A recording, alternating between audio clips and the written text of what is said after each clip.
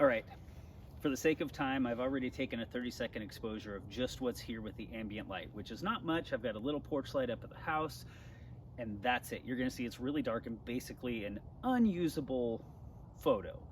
I'm also not turning on the light on the camera for the video, more for your sake so you don't have to see my face, but also so I don't contaminate the scene basically with light. So what I'm gonna do now is I'm gonna open it for another 30 seconds, and you can use your shutter release button because you're not gonna be moving around. You're not gonna, on bulb mode, you would have to hold it the whole time. Obviously, if you're pushing pressure on the camera, it's gonna shake, it's gonna look, it's gonna catch all that movement. So I do have, which I can show you already, I do have my remote shutter. So if I needed to go longer, I can press and hold this without moving the camera. In this case, it's gonna do it for a predetermined 30 seconds. So what I'm gonna do right now is activate that, and then I'm gonna give it light. So I'm painting across it, and everywhere light goes, it's receiving it. That shutter's open the whole time. So I could literally walk through the scene as long as I'm wearing dark clothing, nothing reflective, and I don't put a shadow on myself or light myself.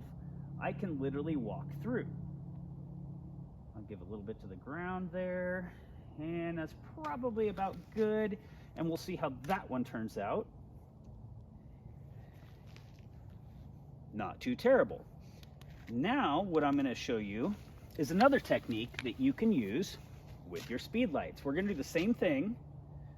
Again, lighting something up when it's dark and you need to put light on there, leaving this long exposure open, and now giving it the light it needs. So I'm going to flash the light. And I can do it from multiple angles.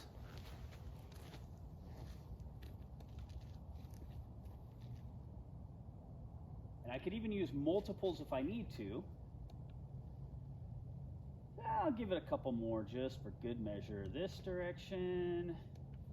And we'll do one more this direction. Now we'll let that expire. It just closed. We're good there.